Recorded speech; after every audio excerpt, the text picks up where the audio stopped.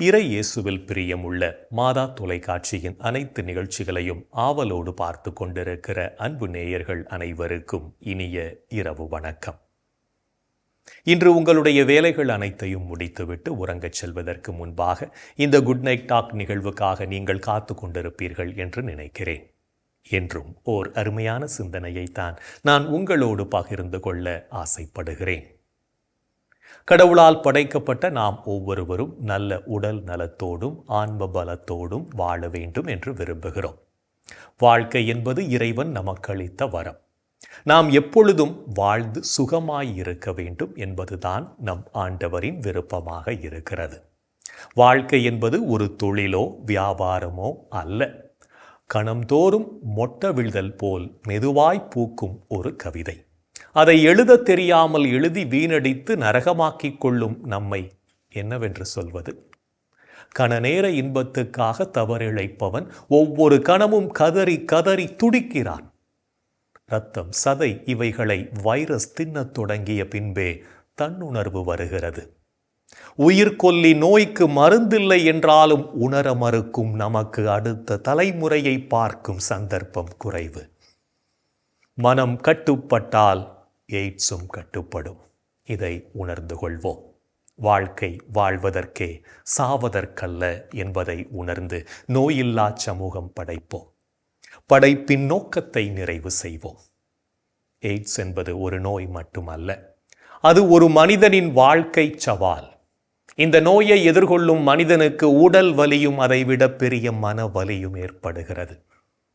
ஆனால் நாம் நினைவில் கொள்ள வேண்டியது ஒன்று இருக்கிறது. நமக்கு நோய் வருவது இயல்புதான். அந்த நோயை நாம் அலட்சியம் செய்து கவனிக்காமல் விட்டுவிட்டால் அதுதான் தவறு. எய்ட்ஸ் பற்றி அறிந்திருப்பதும் அதிலிருந்து பாதுகாப்பாக இருப்பதும் ஒவ்வொருவரின் கடமையாகும். இது தொட்டால் பரவும் நோய் அல்ல. இந்த நோயால் பாதிக்கப்பட்டவர்கள் நம்மில் பலர் இருக்கிறார்கள். அவர்களை ஒதுக்கி வைக்காமல் அவர்களுக்கு நம்பிக்கை கொடுப்பதுதான் உண்மையான மனிதநேயம் என்பதை உணர்ந்து கொள்வோம். ஓர் ஊரில் மீனா என்ற பள்ளி ஆசிரியர் இருந்தார். அவர் மாணவர்களுக்கு அன்புடன் கற்பிப்பவர், எல்லோரிடமும் கருணையுடன் நடப்பவர். ஒரு நாள் பள்ளியில் புதிய மாணவன் ஒருவன் சேர்ந்தான். அவன் பெயர் ரவி. அவன் அமைதியாகவும் சற்று தனிமையாகவும் இருந்தான். மற்ற மாணவர்கள் அவனுடன் விளையாடாமல் விலகி நடந்தனர். இதை மீனா கவனித்தார். ஒரு நாள் அவர் அவனிடம் மெதுவாக, ரவி, நீ ஏன் எப்போதும் தனியாக இருக்கிறாய் என்று கேட்டார். ரவி கண்ணீருடன், எனக்கு எய்ட்ஸ் இருக்கிறதென்று என்னை யாரும் தொடுவதில்லை என்றான். மீனாவின் கண்களில் கண்ணீர் வழிந்தது. அவர் ரவியின் தோளில் கை வைத்து புன்னகையுடன், ரவி, இந்த நோய் உன்னை பரிசோதிக்கிறது. ஆனால் நீ ஒருவனாக இல்லை, உன்னுடன் நாங்கள் இருக்கிறோம் என்றார். அவர் அடுத்த நாள் வகுப்பில் ஒரு சிறிய உரையாற்றினார். எய்ட்ஸ் என்பது தொடுதல் மூலம் பரவாது. இது ஒரு நோய், ஆனால் பயமில்லை. புரிதல்தான் தேவை. ஒருவரை ஒதுக்குவது அவருக்கு வேதனை தரும், அன்பு கொடுப்பது அவருக்கு உயிர் தரும் என்றார். அந்த நாளிலிருந்து மாணவர்கள் ரவியுடன் மீண்டும் விளையாடத் தொடங்கினர். அவன் முகத்தில் மலர்ந்த சிரிப்பு அன்பின் சக்திக்கு சாட்சியானது. நாமும் எந்த ஒரு காரணத்திற்காகவும் மற்றவர்களை ஒதுக்கி வைக்காமல் அவர்களை அன்பு செய்து வாழ்வோம். இன்றைய தினத்தை எடுத்துக்கொள்வோம். இந்த நாள் முழுவதும் நாம் மற்றவர்களை அன்பு செய்து வாழ்ந்தோமா என்று யோசித்து பார்ப்போம். மேலும் இந்த நாளில் நமது செயல்பாடுகள் எப்படிப்பட்டதாக இருந்தது என்று நம்மையே நாம் கேட்டு பார்ப்போம்.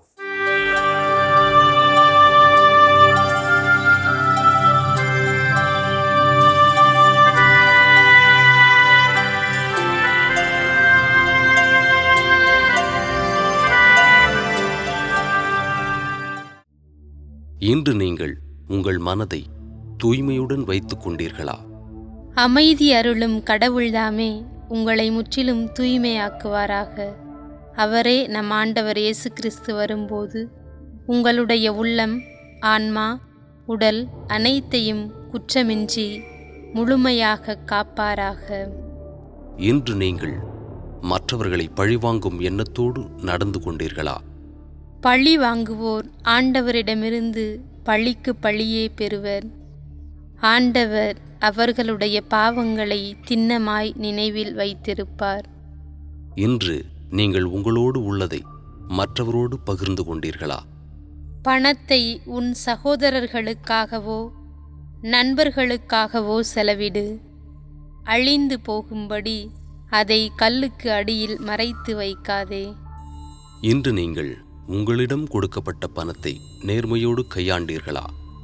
செல்வத்தின் மீதுள்ள விழிப்பு உடலை நலியச் செய்கிறது. அதை பற்றிய கவலை உறக்கத்தை துரத்தியடிக்கின்றது. இன்று நீங்கள் கடவுளை போற்றி புகழ்ந்தீர்களா? நமது வலிமையாகிய கடவுளை மகிழ்ந்து பாடுங்கள். யாக்கோபின் கடவுளை புகழ்ந்து ஏத்துங்கள். இன்று நாம் இறைவனுக்கு ஏற்புடைய செயல்களை செய்திருந்தாலும் சமயங்களில் நமது செயல்களால் இறைவனையும் நம்மை சுற்றி வாழும் சமூகத்தையும் மனநோகச் செய்திருப்போம். அத்தகைய தருணங்களுக்காக மனம் வருந்தி மன்னிப்பு கேட்டு மனத்துயர் மன்றாட்டை ஜெபிப்போம்.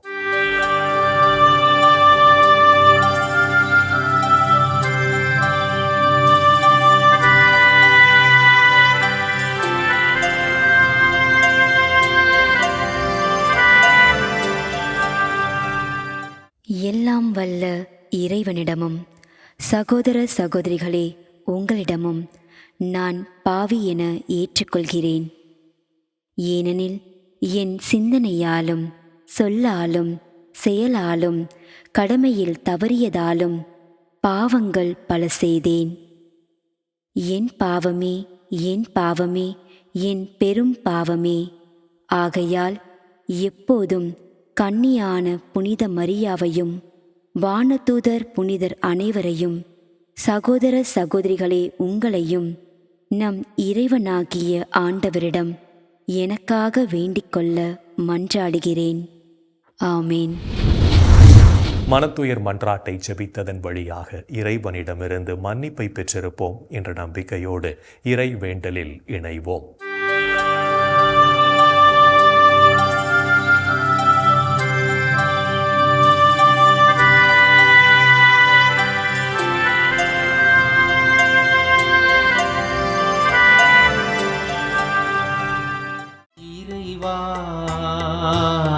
இறைவா எமக்கு துணை புரிய வாரும். ஆண்டவரே எமக்கு துணை புரிய விரைந்து வாரும். தந்தைக்கும் மகனுக்கும் தூய ஆவியாருக்கும் மாட்சி உண்டாவதாக. தொடக்கத்தில் இருந்தது போல் இப்பொழுதும் எப்பொழுதும் என்றென்றும் இருப்பதாக. ஆமென்.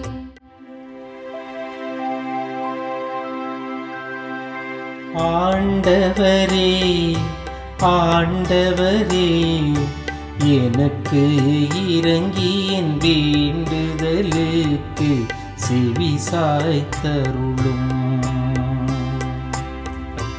ஆண்டவரே ஆண்டவரே எனக்கு இறங்கி என் வேண்டுதலுக்கு செவி சாய்த்தருளும்.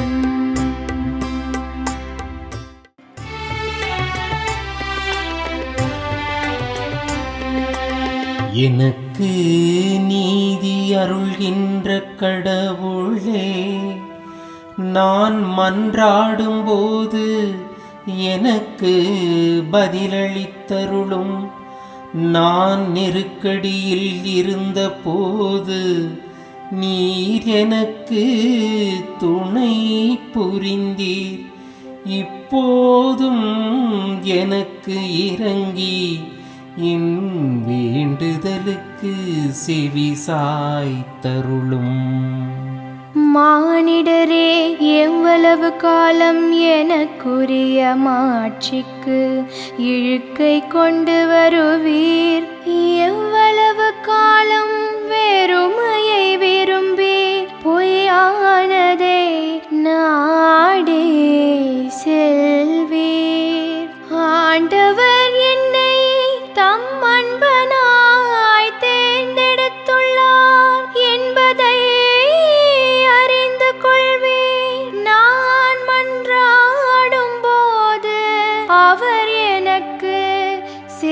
சாய்க்கின்றார். சினமுற்றாலும் பாவம் செய்யாதீர். படுக்கையில் உங்கள் உள்ளத்தோடு பேசி அமைதியாயிருப்பீர். முறையான பலிகளை செலுத்துவீர். ஆண்டவரை நம்புவீர். நலமானதை எங்களுக்கு அருள யார் உள்ளர் என கேட்பவர் பலர். ஆண்டவரே, எங்கள் மீது உம் திருமுக ஒளி வீசச் செய்யும். தானியமும் திராட்சையும் நன்கு விளையும் காலத்தில் மக்கள் அடையும் மகிழ்ச்சியை விட மேலான மகிழ்ச்சியை நீர் என் உள்ளத்திற்கு அளித்தீர். இனி நான் மனது அமைதியுடன் படுத்து உறங்குவேன். ஏனெனில் ஆண்டவரே, நான் தனிமையாக இருந்தாலும் நீரே என்னை பாதுகாப்புடன் வாழச் செய்கின்றீர். தந்தைக்கும் மகனுக்கும் தூய ஆவியாருக்கும் மாட்சி உண்டாவதாக. தொடக்கத்தில் இருந்தது போல் இப்பொழுதும் எப்பொழுதும் என்றென்றும் இருப்பதாக. ஆமென். ஆண்டவரே, ஆண்டவரே, எனக்கு இரங்கி என் வேண்டுதலுக்கு செவி சாய்த்தருளும். ஆண்டவரே, ஆண்டவரே, எனக்கு இரங்கி என் வேண்டுதலுக்கு செவி சாய்த்தருளும். இரவு நேரங்களில் ஆண்டவரை போற்றுங்கள். இரவு நேரங்களில் ஆண்டவரை போற்றுங்கள்.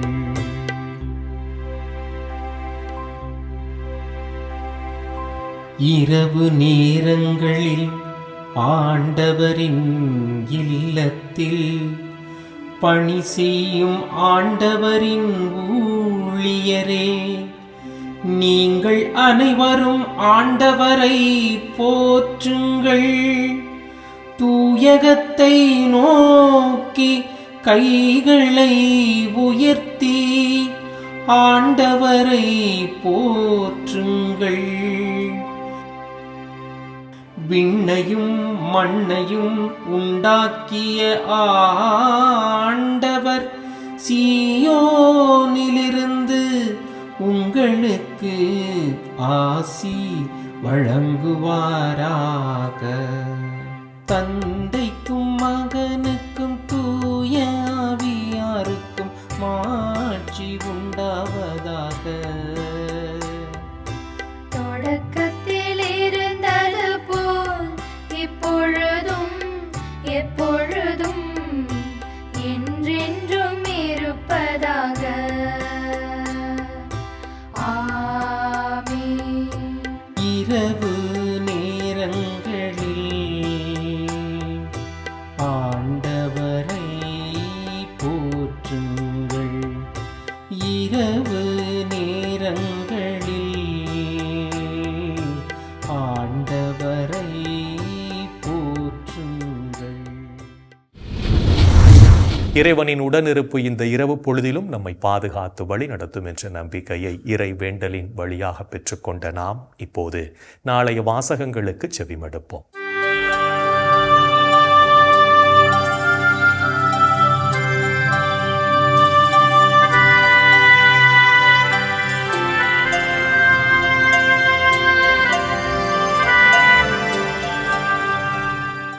நாளைய திருப்பலி வாசகங்கள். முதல் வாசகம் இறைவாக்கினர் எசாயா நூலிலிருந்து வாசகம். அதிகாரம் 2, இறை வார்த்தைகள் 1 முதல் 5 முடிய. பதிலுரைப்பாடல். திருப்பாடல்கள் அதிகாரம் 122, இறை வார்த்தைகள் 1 முதல் 2 மற்றும் 4 முதல் 9 முடிய. இரண்டாம் வாசகம் திருத்தூதர் பவுல் ரோமையருக்கெழுதிய திருமுகத்திலிருந்து வாசகம். அதிகாரம் 13, இறை வார்த்தைகள் 11 முதல் 14 முடிய. மத்தேயு எழுதிய தூய நற்செய்தியிலிருந்து வாசகம். அதிகாரம் 24, இறை வார்த்தைகள் 37 முதல் 44 முடிய. அக்காலத்தில் மானிட மகன் வருகையை பற்றி இயேசு தம் சீடரை நோக்கிக் கூறியது: நோவாவின் காலத்தில் இருந்தது போலவே மானிட மகன் வருகையின் போதும் இருக்கும். வெள்ளப்பெருக்குக்கு முந்தைய காலத்தில் நோவா பேழைக்குள் சென்ற நாள் வரை எல்லாரும் திருமணம் செய்து கொண்டும் உண்டும் குடித்தும் வந்தார்கள். வெள்ளப்பெருக்கு வந்து அனைவரையும் அடித்துச் செல்லும் வரை அவர்கள் எதையும் அறியாதிருந்தார்கள். அப்படியே மானிட மகன் வருகையின் போதும் இருக்கும். இருவர் வயலில் இருப்பர். ஒருவர் எடுத்துக்கொள்ளப்படுவார், மற்றவர் விட்டுவிடப்படுவார். இருவர் திரிகையில் மாவரைத்துக் கொண்டிருப்பர். ஒருவர் எடுத்துக்கொள்ளப்படுவார், மற்றவர் விட்டுவிடப்படுவார். விழிப்பாய் இருங்கள், ஏனெனில் உங்கள் ஆண்டவர் எந்த நாளில் வருவார் என உங்களுக்குத் தெரியாது. இரவில் எந்த காவல் வேளையில் திருடன் வருவான் என்று வீட்டு உரிமையாளருக்கு தெரிந்திருந்தால் அவர் விழித்திருந்து தம் வீட்டில் கன்னமிட விடமாட்டார் என்பதை அறிவீர்கள்.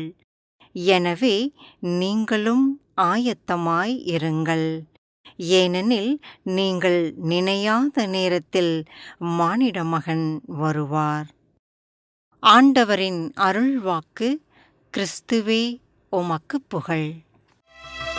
ஆண்டவரே, உம் கையில் என் உயிரை ஒப்படைக்கின்றேன்.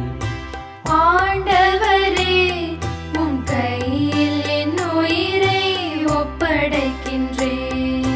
உண்மையின் ஆண்டவராகிய கடவுளே, எம்மை மீட்பவர் நீரே. ஆண்டவரே, உம் கையில் என் உயிரை ஒப்படைக்கின்றேன். தந்தைக்கும் மகனுக்கும் தூய ஆவியார்க்கும் மாட்சி உண்டாவதாக. ஆண்டவரே, உம் கையில் என் உயிரை ஒப்படைக்கின்றேன். நாம் அனைவரும் விழிப்பாயிருந்து ஆண்டவரின் வருகையை எதிர்கொள்ளவும் ஆண்டவரின் வார்த்தைகளை வாழ்வாக்கவும் அழைப்பு விடுக்கும் இயேசுவின் குரலுக்கு செவிமடுத்து வாழ்வோம் என்ற சிந்தனையோடு சிமியோன் பாடலில் இணைவோம்.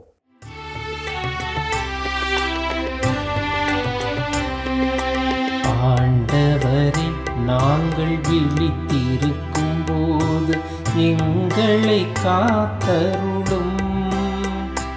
நாங்கள் தூங்கும் போது எங்களை பாதுகாத்தருளும்.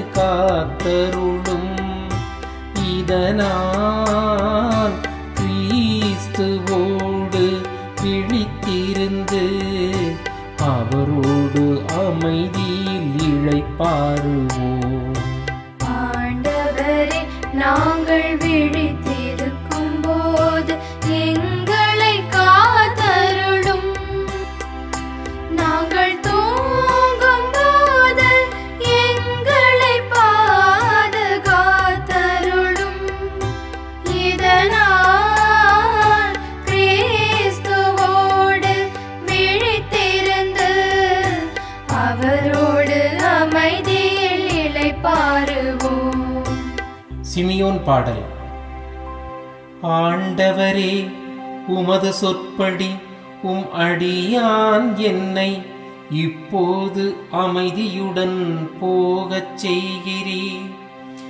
ஏனெனில் மக்கள் அனைவரும் காணுமாறு நீர் ஏற்பாடு செய்துள்ள உமது மீட்பை என் கண்கள் கண்டுகொண்டன. இம்மீட்பே பிற இனத்தாருக்கு வெளிப்பாடு அருளும் மொழி. இதுவேவும் மக்களாகிய இஸ்ராயேலுக்கு பெருமை, இஸ்ராயேலுக்கு பெருமை. தந்தைக்கும் மகனுக்கும் தூய ஆவியாருக்கும் மாட்சி உண்டாவதாக. தொடக்கத்தில் இருந்தது போல் இப்பொழுதும் எப்பொழுதும் என்றென்றும் இருப்பதாக. ஆமென். ஆண்டவரே, நாங்கள் விழித்திருக்கும் போது எங்களை காத்தருளும். நாங்கள் தூங்கும் போது எங்களை பாதுகாத்தருளும். இதனால் கிறிஸ்துவோடு விழித்திருந்து அவரோடு அமைதியில் இளைப்பாறுவோம். ஆண்டவரே, நாங்கள் விழித்திருக்கும் போது எங்களை காத்தருளும். நாங்கள் தூங்கும் போது எங்களை பாதுகாத்தருளும்.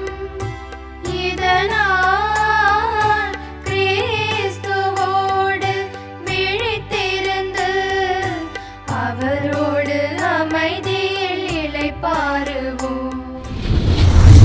இறைவன் நம்மை ஒவ்வொரு நொடி பொழுதும் அற்புதமாய் வழிநடத்தி கொண்டிருப்பதை சிமியோன் பாடல் வழியாக உணர்ந்து ஜெபித்த நாம் இப்போது நாளைய புனிதரை பற்றி பார்க்கலாம்.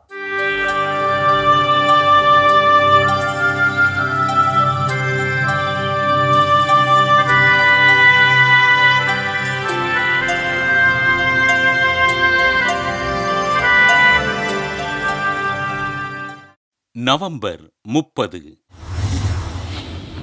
திருத்தூதர் புனித அந்திரேயா. பெத்சாயிதாவில் வாழ்ந்த யோனாவின் மகனான அந்திரேயா திருமுழுக்கு யோவானை பின்பற்றி அவரது சீடராக வாழ்ந்தார். ஆண்டவர் இயேசுவை திருமுழுக்கு யோவான் கடவுளின் ஆட்டுக்குட்டி என்று தன் சீடர்களுக்கு அறிமுகம் செய்ய அச்சீடர்கள் அனைவரும் நிறை உண்மையை கண்டடைந்த மகிழ்ச்சியில் ஆண்டவரின் சீடரானார்கள். புனித சீமோன் பேதுருவின் உடன்பிறந்த சகோதரரான இவர் பேதுரு, பிலிப்பு, நத்தனியேல் மூவரும் ஆண்டவரின் சீடராக காரணமாக அமைந்தார். ஆண்டவரோடு வாழ்ந்து அவரது இறையரசு பணிகளுக்கு துணை நின்ற அந்திரேயா ஆண்டவரின் உயிர்ப்பிற்கு பின்பு இன்றைய ரஷ்ய நாட்டிலுள்ள சித்தியாவில் நற்செய்தி பணிகளைச் செய்தார். Cappadocia, Galatia, Bithynia, Asia, Byzantium போன்ற நாடுகளில் ஆண்டவரை அறிவித்த இவர் பைசாண்டியம் நகரின் முதல் ஆயராக பொறுப்பேற்று மக்களை வழிநடத்தினார்.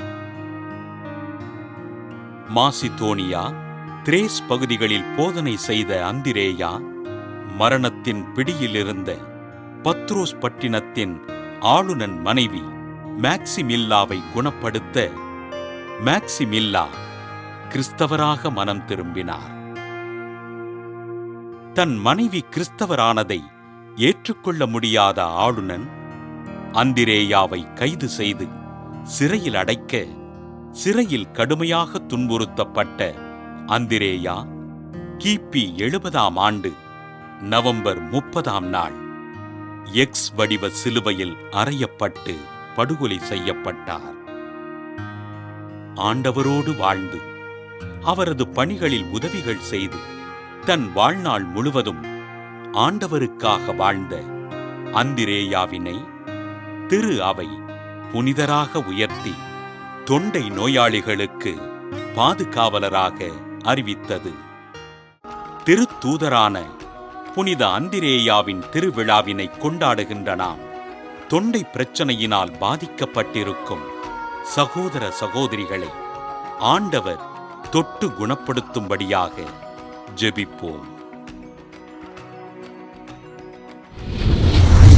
புனிதர்கள் ஒவ்வொருவரும் தங்கள் வாழ்க்கையின் மூலம் இறைவனுக்கு சான்று பகர்ந்து வாழ்ந்தவர்கள் என்பதை உணர்ந்தவர்களாய் நாமும் அவர்கள் வழியில் வாழ்ந்து இறை வழியில் பயணிப்போம் என்ற நம்பிக்கையோடு நாளைய தினம் புத்தகத்தை வாசித்து நமது அறிவை வளர்த்து கொள்ள முயற்சி செய்வோம். என் அன்பு சகோதரனே சகோதரியே, கடவுளுடைய வல்லமை, அவருடைய ஆற்றல், அவருடைய பராமரிப்பு எவ்வளவு அற்புதமாய் நமது வாழ்க்கையில் செயலாற்றி கொண்டிருக்கிறது. இந்த நாளிலே நாம் எண்ணி பார்ப்போம். அற்புதமான காரியங்களின் வழியாக கடவுள் நம்மை ஆசீர்வதித்திருக்கிறார். அவரை போற்றி புகழ்ந்து அவரை ஆராதிப்போம். இந்த நாளிலே சிறப்பாக மாதா தொலைக்காட்சி குடும்பத்திற்காக நாம் ஜெபிப்போம். எங்கள் அன்பை உருவான இயேசு ஆண்டவரே, இந்த மாதா தொலைக்காட்சி என்ற மாபெரும் குடும்பத்திற்காக, உலகமெங்கும் பறந்து விரிந்து கிடக்கின்ற இந்த அற்புதமான மாதா தொலைக்காட்சி குடும்பத்திற்காக நன்றி சொல்கிறோம். ஆண்டவரே, அநேக நாடுகளிலே வாழ்ந்து கொண்டிருக்கின்ற இந்த மாதா தொலைக்காட்சி குடும்பத்தை சார்ந்த ஒவ்வொருவருக்காகவும் ஒவ்வொரு பார்வையாளருக்காகவும் நாங்கள் ஜெபிக்கிறோம். ஆண்டவரே, ஒவ்வொருவரையும் நீர் ஆசீர்வதியும். இந்த மாதா தொலைக்காட்சி குடும்பத்தை நீர் அற்புதமாக வழிநடத்தும். ஆண்டவரே, இந்த குடும்பம் உமக்கு மகிமை சேர்க்கின்ற விதத்திலே, உமக்கு சான்று பகர்கின்ற விதத்திலே, உமக்கு சாட்சியாய் வாழ்கின்ற விதத்திலே எல்லா விதமான அருள் வளங்களையும் இந்த மாதா தொலைக்காட்சி குடும்பத்தாருக்கு நீர் கொடுத்தருளும்.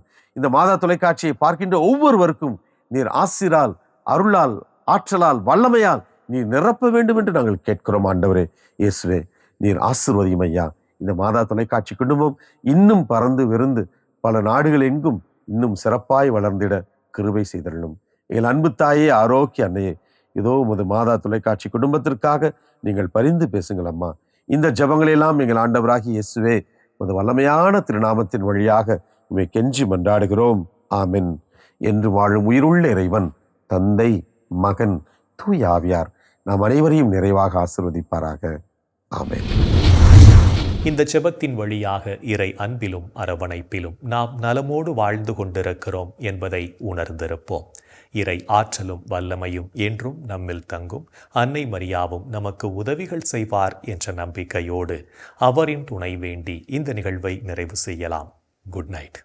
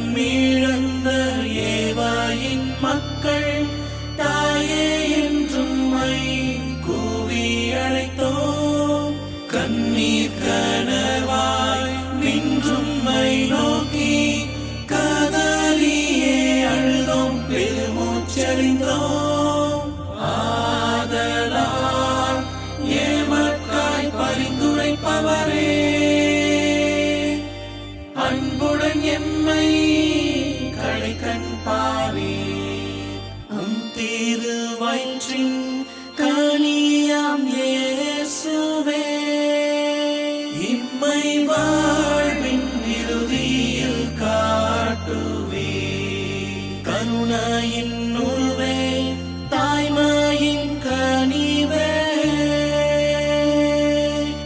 இனிமையின் அன்னையே மரியா போற்றி.